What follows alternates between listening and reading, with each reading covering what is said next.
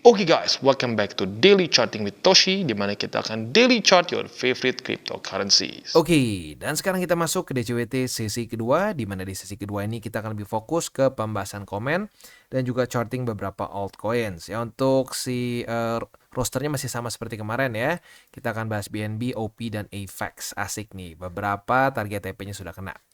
Oke, yang pertama kita lihat dulu kondisi Bitcoin yang sekarang sepertinya mulai ke-reject oleh BSB atas. At least saat pembuatan video ya. Ya sebenarnya masih baru awal banget sih. Kemarin kan baru daily close di bawah lagi.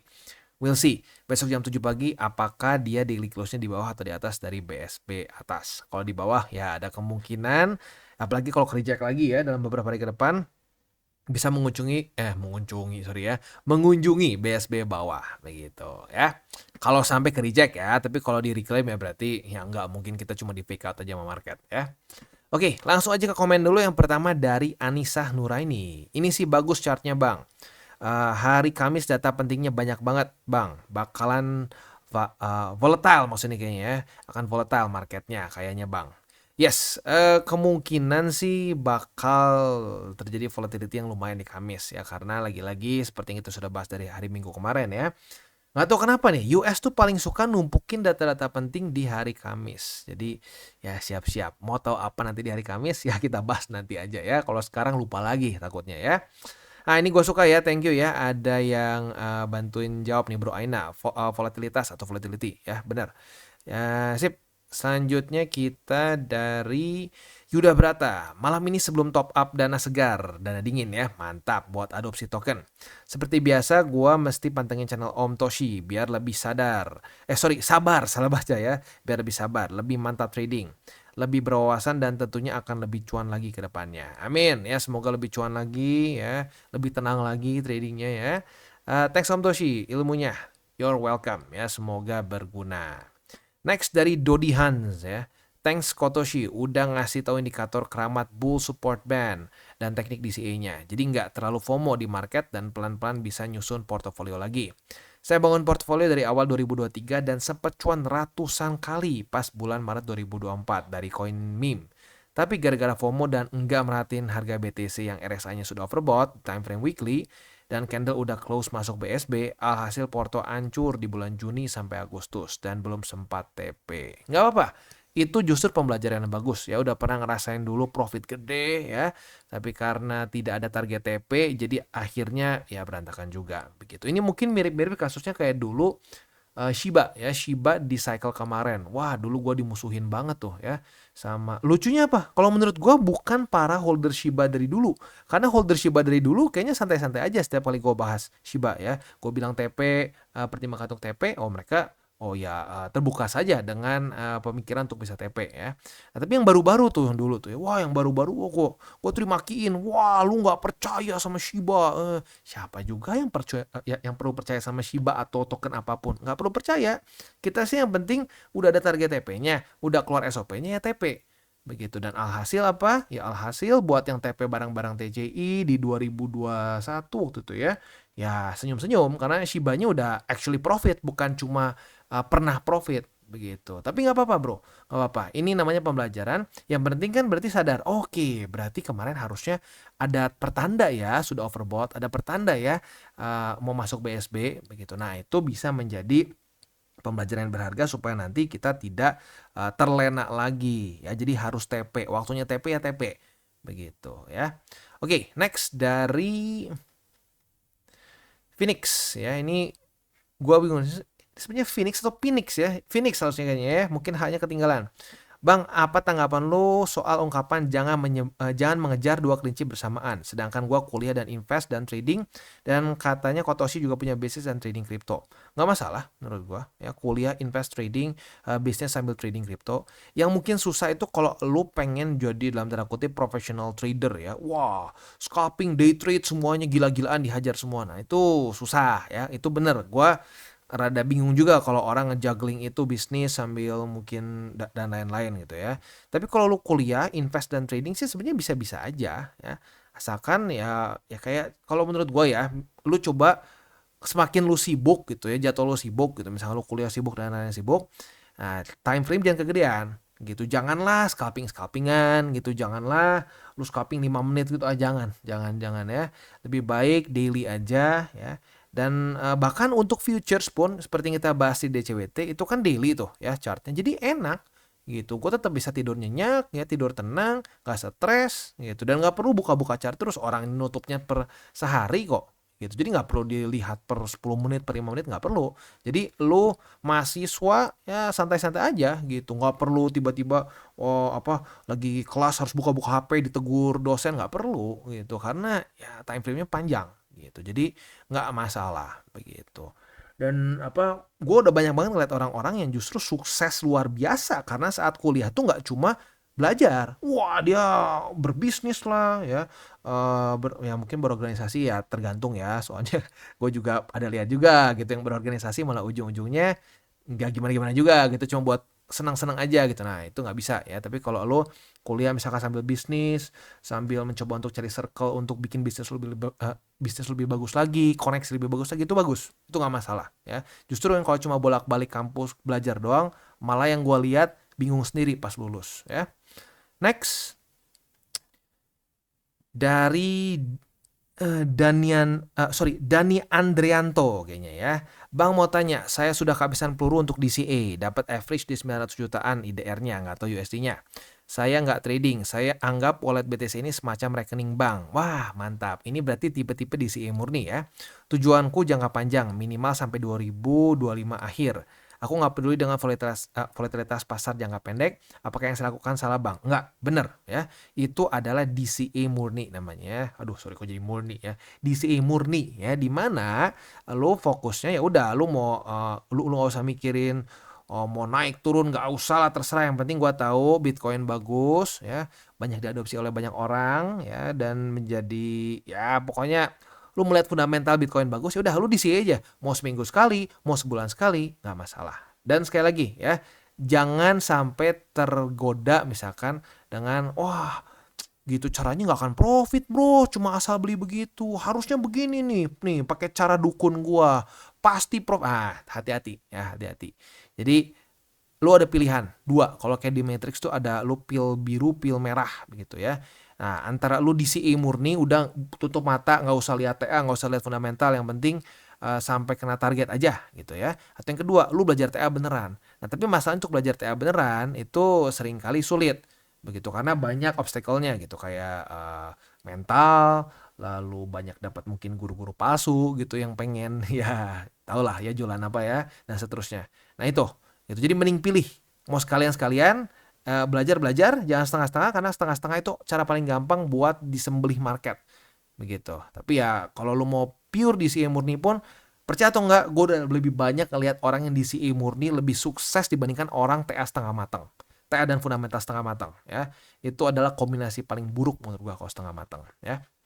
Next, dari murid Bang Toshi. Bang, afdol nggak sih kalau kita cuma main spot aja? Nggak masalah. Menurut gue bagus-bagus aja ya. Bagus-bagus aja. Tinggal ya ya tapi spotnya pun tetap harus dengan ini ya, dengan perhitungan 70-30 lah gitu. Aturan 70-30 tetap dilakukan gitu. Karena wah ada juga yang wah gue nggak berani futures, berbahaya, udah mending spot. Taunya spotnya meme coin semua. Itu nggak jauh berbeda dengan low futures, nggak mikir margin, nggak mikir leverage gitu menurut gue ya. Jadi spot boleh banget ya, tapi dengan catatan 70-30, ingat ya. Boleh kok di memes, boleh lain-lain boleh, tapi dengan rasio itu 70-30. 70% BTC, 30% altcoins. Nah, kalau gua pribadi ya, kalau gua sih nggak akan nembus 10% untuk memes gitu, karena menurut gua resikonya terlalu tinggi, at least buat gua yang kalau gua rasa gua masuknya ke dalam kaum intermediate lah. Nggak terlalu konservatif, nggak terlalu agresif. Next, dari Andi Molto. Wah, ini yang paling gemar nyuci nih kayaknya ya, si bro Andi Molto ini ya. Mantap kewajangannya. Saya jadi sadar bahwa segala sesuatu itu jangan dilihat dari hasil yang sudah ada, tapi harus bisa tahu hasil yang didapat dari mana. Mantap kok. Sehat selalu. 3 golden rules bikin jantung berdetak santuy. Asik. Mantap. Gue suka banget ya. Karena menurut gue ini miskonsepsi yang paling sering terjadi ya di dunia trading, karena mungkin ngelihat film-film sih ya, ngelihat Wall Street, ngelihat si siapa namanya Wolf of Wall Street, terus Boiler Room, wah kayaknya tuh trading tuh, wah penuh dengan adrenalin, wah klik klik klik klik klik, weh party, udahnya santai gitu nge-club gitu ya, aduh itu tuh, aduh nggak realistik menurut gua ya. Trading itu atau investing itu sebenarnya ya santai saja. Kita buka posisi dengan tunggu setup, tunggu konfirmasi, ya DCA ya udah tinggal dicicil aja. Tiba-tiba pas naik, wih, portonya naik, ya kayak gitu sebenarnya. Ya, tapi ya karena mungkin di apa namanya di media ditunjukkannya seperti itu, wah semuanya harus apa namanya oh, dalam waktu cepat trading itu. Wah, jadinya kita ngelihatnya, oh, kalau gua nggak kayak gitu berarti gua nggak trading. Padahal salah. Menurut gua, yang seperti itu tuh hanya jumlah kecil banget. Dan itu profesional. Itu biasanya perbankan. Dan perbankannya pun bukan perbankan biasa kayak misalkan BCA. Enggak, kayak level-level JP Morgan dan seterusnya. Dan yang divisi khusus itu pun. Yang sampai very stressful kayak gitu ya. Ya kita yang retail sih santai sebenarnya. Kalau mau dibikin stres, malah boncos gitu ya. Jadi gue happy banget kalau nggak dengar orang-orang ngomong 3 golden rules ini bikin santuy, bikin mau market gimana pun ya adem-adem aja begitu ya, karena memang harusnya kayak gitu ya. Next dari David Julian, kayaknya si A-nya lupa nih ya. Bang, gua biasa cuma di spot doang, mau terjun ke future, baru nyoba 4 kali dan hasilnya kadang TP, kadang loss. Mau nanya, amannya pakai leverage berapa? Terima kasih, sehat selalu dan lancar rezeki. Sebenarnya kalau leverage ya, kalau gua rasa ya, lu mau maksimum 125x juga nggak masalah sebenarnya. Ya sebenarnya. Tapi yang jadi berbahaya tuh gini, lu modal $100 misalkan. Wah, gue pengen punya leverage-nya 125 kali. Nah, itu bahaya. Tapi kalau kita pakai leverage untuk bikin margin awal kecil, itu nggak masalah. Itu malah kalau dibilang gue lebih sering max leverage, rata kanan, tapi marginnya diatur. Gitu. Ya kita masukinnya berapa gitu ke balance-nya. Gitu. Nah, dari situlah kita jadi aman atau enggaknya. Itu lagi-lagi lah, itu satu konsep yang rada ini ya, yang sedikit kompleks jujurnya. Ya kalau paling enak ya, kalau paling enak tuh kalau lu pakai Binance, lu bisa cek kalkulatornya. Di situ ada harga likuidasi, max buy dan seterusnya. Nah, itu lu gunakan dengan baik gitu. Nah, dengan menggunakan kalkulator future di situ, menurut gua akan jauh lebih kebayang. Oh, kayak gini ya, makanya Bang Toshi bilang leverage maksimum tuh kadang-kadang nggak jadi masalah. Yang jadi masalah tuh kalau lu nggak bisa punya rasio yang tepat sama margin lu, gitu ya. Udah beres ya. Oke, selanjutnya kita akan kita akan masuk ke buy limit. Tetapi sebelum kita masuk ke buy limit, gua akan disclaimer dulu bahwa semua konten dari TCI bukan financial advice. Ini semua bentuknya adalah edukasi. Lalu bagaimana cara untuk mendukung TCI? Ada banyak caranya, lu bisa like our video, bisa share our video, atau juga bisa menggunakan link referral kita di bawah. Nah, sekarang kita akan dengar dulu pesan-pesan dari sponsor kita pada hari ini. Oke, today's video is brought to you by Bybit. Dimana di Bybit ini kita bisa melakukan berbagai macam hal, ya mulai dari yang newbie sampai yang sudah advance. Buat mungkin lo merasa bahwa, aduh bang, gue masih nggak ngerti nih TA, gue masih nggak ngerti charting dan seterusnya, tapi pengen akumulasi, pengen DCA murni. Bisa, lo tinggal masuk ke sini one click buy, dimana lo bisa pilih lo mau pakai apa ya fiatnya, lo tinggal pilih juga asetnya apa. Ya misalkan lo pengen akumulasi BTC. Misalkan setiap hari Senin jam 7 pagi, misalkan gue pengen akumulasi BTC sebesar Rp100.000 misalkan ya, lu bisa langsung lakukan di sini, bisa peer to peer, bisa Dana, Bank BRI dan lain-lain. Ini gila ya, bisa pakai BCA Mobile dan seterusnya. Jadi Bybit ini memang cocok banget buat orang-orang yang tinggal di Indo ya, bisa langsung pakai bank-bank yang memang sudah biasa kita pakai di Indo ya. Nah, buat yang intermediate sampai advance juga di sini ada spot, nah, dan juga ada leverage tokens, dan tentu juga ada derivatives trading, di mana kita bisa menggunakan kontrak yang USDT maupun USDC. Jadi di sini lo bisa pakai USDC ya, karena nggak semua exchanger bisa menerima untuk futuresnya pakai USDC ya. Dan tentu juga lo bisa earning bunga juga dari kripto lo dan lain-lain. Dan tentu juga di sini kita bisa melakukan copy trade ya, di mana copy trade dari Bybit ini sudah cukup terkenal ya, dan kita bisa mendapatkan keuntungan juga. First copy trade kita bisa ada protection 100 USDT loss coverage ya, dan seterusnya ya. Jadi buat lo yang tertarik bisa silakan pakai, klik di link referral kita di bawah. Dan kita mulai dulu dengan BNB. Untuk BNB posisi short kita yang kita buka dari tanggal 7 Oktober kemarin sudah kena target TP. Cuma nunggu sehari kena target TP ya. Jadi kita profit sebesar 1,93 ya. Buletin aja lah 2% ya. Nah, itu untuk posisi short kita. Nah, kalau sampai daily close dari BNB masih di bawah dari EMA 200 sampai besok pagi jam 7, nah kita bisa limit posisi long, retest kedua otomatis kebuka posisi longnya dan target TP di EMA 200. Tapi dengan catatan, kalau dia daily close-nya di bawah dari EMA 200 yang warna merah ini ya. Next, nyaris lupa, spotnya. Untuk spotnya di BNB itu ada di angka 560,1, lalu di EMA 50 dan di 542,7. Next kita masuk ke OP ya. Untuk OP ini nyaris kena target TP tapi masih belum ya. Retest 1, retest 2 di MA 20. Dan hari ini tadi nyaris kena di 1,614 ya. Buat lo yang masih pegang posisi shortnya boleh dipertahankan. Tinggal kita lihat besok kena target TP atau enggak ya. Untuk posisi spot di 1,61,4 ya, lalu di 1,568 yang confluence dengan MA50. Sisanya sih ya masih lumayan jauh di bawah lah. Jadi kita bahasnya nanti aja ya. Next kita masuk ke AVAX. Untuk AVAX posisi short kita juga kena target TP. Ini kondisinya sangat mirip seperti BNB ya. Cuma bedanya BNB di EMA 200, untuk AVAX kenanya itu di EMA 20 ya. Retest 1, retest 2, kebuka posisi short kemarin dan target TP-nya kena pada hari ini. Jadi kita sudah dalam keadaan profit sebesar 2,67%. Asik ya. Jadi ya lagi-lagi sebenarnya dalam kondisi market seperti apapun bisa aja kita profit di market. Ya, asalkan kita siap dengan resikonya dan kita siap juga ya disiplin dengan SOP kita gitu. Jangan sampai udah SOP-nya cut loss, ntar bang nanggung, udah kayak main game aja nanggung ya. Ujung-ujungnya besoknya liquid itu yang sering terjadi kalau gua rasa ya. Oke. Next untuk posisi spot udah kena nih hari ini di 26,47, MA50 dan di 24,779 ya. Itu kurang lebih untuk setup di DJWT sesi kedua ini. Sebelum kita tutup, gue ingatkan lagi ya. Hari ini sih masih belum ada apa-apa. Tapi mulai besok sampai Jumat, kita akan banyak data-data penting. Terutama Kamis sih. Kalau besok masih cuma crude oil inventories. Tapi Kamis kita akan keluar banyak data penting ya. Jadi siap-siap buat lo yang punya posisi futures besok-besok ya. Ya ada kemungkinan bisa terjadi volatility yang lumayan gitu ya. Semoga volatility-nya cenderung ke atas ya, karena kalau ini jebol dari BSB berarti ini untuk ketiga kalinya nih ya kalau jebol dan weekly close di bawah lagi ya.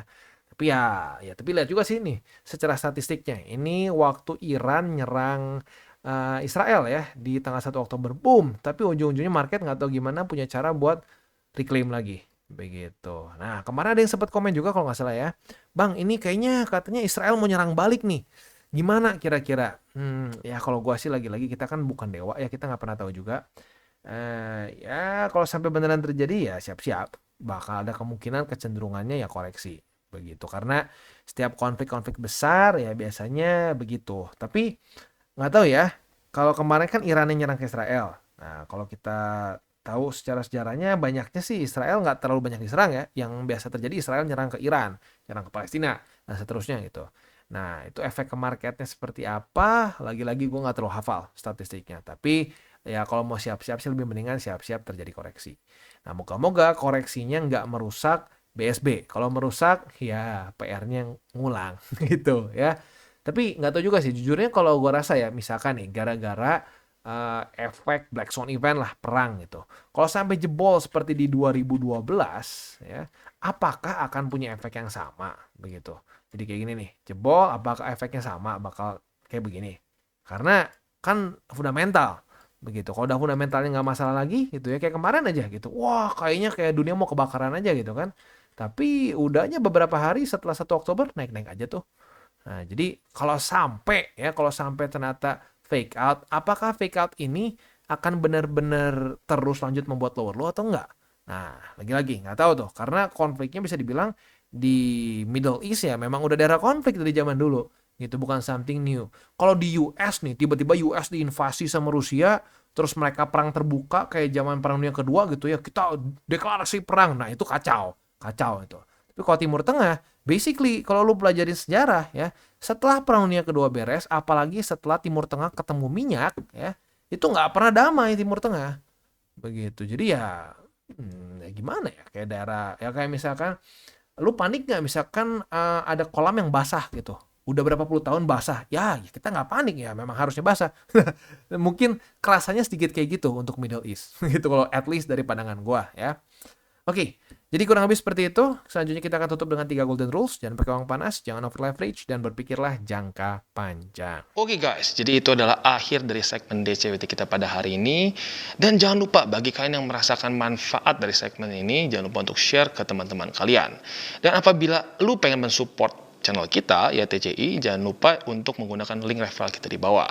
Nggak wajib ya, tetapi apabila lu menggunakan link referral kita di bawah, ada macam-macam ya, dari Bybit, Huobi, Maxi, toko kripto, dan banyak lagi ya. Ya, walaupun nggak wajib, tapi kalau menggunakan link referral kita, lu secara langsung membantu perkembangan dari TCI. Dan satu lagi, jangan lupa juga untuk join Telegram group kita, di mana kita bisa ngobrol-ngobrol santai mengenai dunia cryptocurrency secara dua arah. So, jangan lupa untuk like, subscribe, klik the bell icon, and see you on the next video.